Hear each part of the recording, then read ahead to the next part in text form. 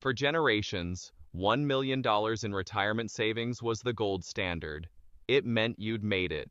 You could retire comfortably and never worry about money again. But in 2026, $1 million doesn't go nearly as far as it used to. And the people relying on that old benchmark are walking into retirement with a dangerous mismatch between their expectations and their reality.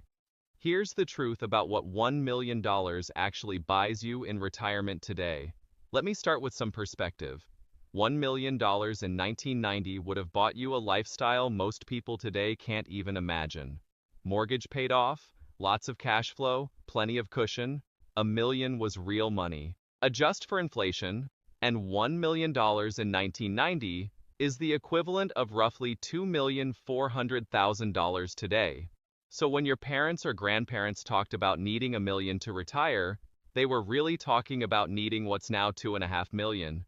But the benchmark hasn't updated in people's minds. Most pre-retirees today still think of $1 million as the goal, and it's not.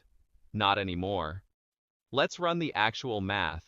If you have $1 million in retirement savings and you follow a relatively safe withdrawal rate of 4% annually, you can pull out $40,000 in the first year, adjusted for inflation each year after.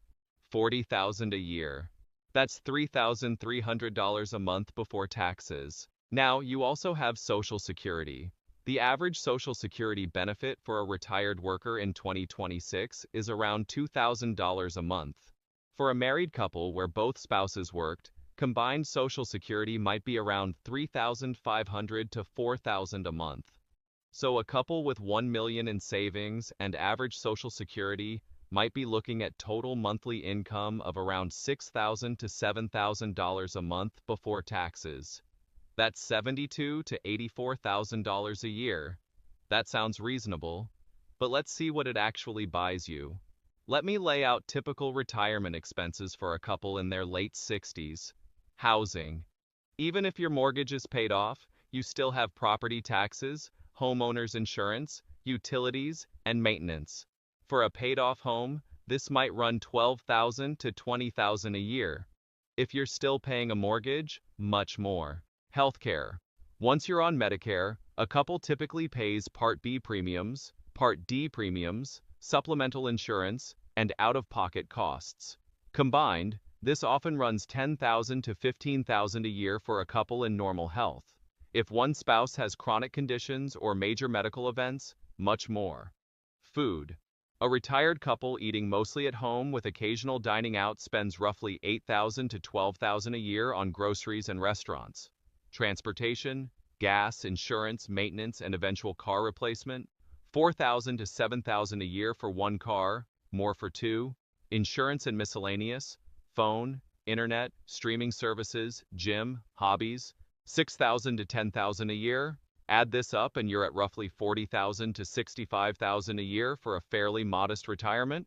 That's just covering basics, nothing fancy. A couple with $75,000 a year of income, $1 million in savings plus average Social Security can cover those basics. They're not desperate, they're not in trouble, but they also can't do much beyond basics. A nice vacation? That might be $1,000 or $2,000 per person, and that's tight. Helping a grandchild with college? Not really feasible. A new roof when the old one fails? That's $20,000 and it has to come from somewhere. Inflation makes it worse over time. Healthcare costs rise faster than general inflation. Property taxes rise, insurance premiums rise. The same income that felt adequate at 65 feels tight at 75 and uncomfortable at 85. This isn't poverty, but it's not the carefree retirement most people imagine when they hear $1 million. Here's the part that catches people off guard. Most pre-retirees imagine retirement as the freedom phase of life. Travel, hobbies, generous gifts to grandkids, dining out, fitness clubs, fun vacations. That lifestyle requires more than a $1 million nest egg can support, unless Social Security is unusually high or there are pensions involved. A more realistic retirement lifestyle, the kind people actually picture, probably requires income of $100,000 to $150,000 a year for a couple. After accounting for Social Security, That often translates to needing 1.5 to 2.5 million in savings. That's a big gap from the old 1 million benchmark. And it's the gap most retirement plans don't acknowledge. There's another problem with the 1 million benchmark. People are living longer than they used to. A married couple at age 65 today has a roughly 50% chance that at least one spouse lives to 90. That's a 25-year retirement, possibly 30. The 4% withdrawal rule was designed for 30-year retirements. But if your retirement might actually be 35 years, the 4% rule is more aggressive than it sounds. Longer retirements mean more inflation to overcome, more years of healthcare costs, more years of potential market downturns to survive. 1 million doesn't last as long as it used to, partly because we're asking it to last longer. Fidelity does an annual study estimating how much a couple retiring at 65 will spend on healthcare over the rest of their lives. Their 2026 estimate is somewhere around $350,000 per couple. And that doesn't include long-term care. Think about that. A third of your 1 million retirement nest egg could be consumed by routine healthcare costs over your retirement years. Add the possibility of needing long-term care, which can cost over $100,000 a year and isn't covered by Medicare, and your retirement math changes dramatically. Let me put this in stark terms. A couple with 1 million in retirement savings and average Social Security can have a comfortable but modest retirement. They're not in financial trouble, but they're not living the dream either.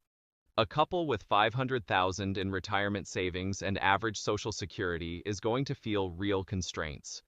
They can survive, but they'll need to make hard choices about where to live, what to spend, and what to give up. A couple with 2 million in retirement savings and average Social Security is in great shape. They have flexibility, they can absorb major expenses, they can travel and enjoy life without constant financial anxiety. The 1 million benchmark falls in an awkward middle ground.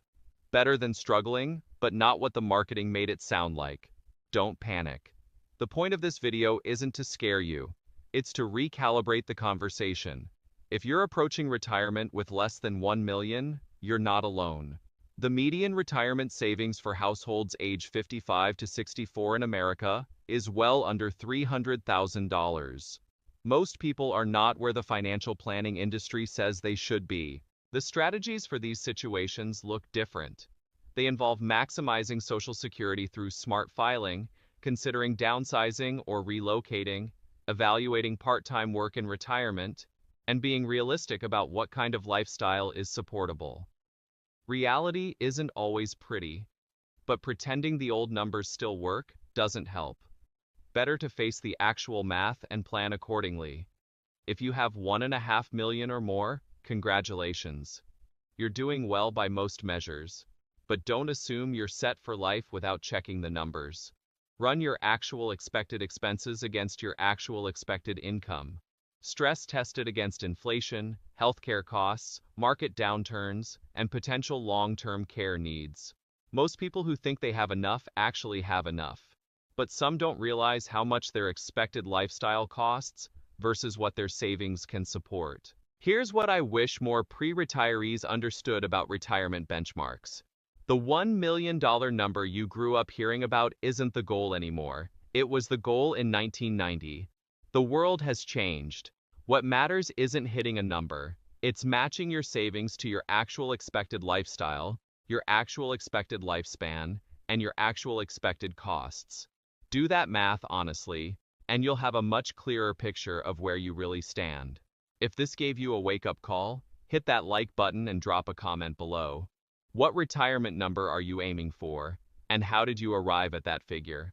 I'd love to hear how you're thinking about this. And if you want more content that cuts through outdated financial wisdom, subscribe. I share exactly what I wish I knew so you can make smarter money moves.